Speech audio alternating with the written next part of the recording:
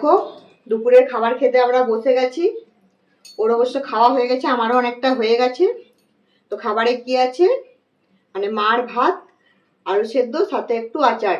তো এই খাবারটা কার কার ভালো লাগে অবশ্যই জানাবে। আমার অতটাও ভালো লাগে না এই খাবারটা।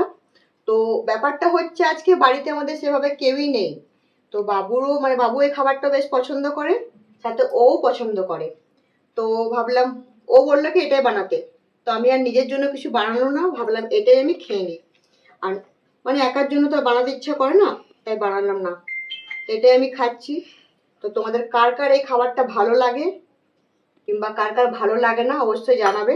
খাবার তো সব খাবারই হয়, কোনোটাই খারাপ কোনোটা ভালো হয় না।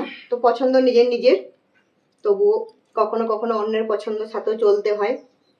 তো এবার যাক, আমার খেয়ে নেওয়া যাক, কমপ্লিট করি। ও অবশ্য খেয়ে নিয়েছে।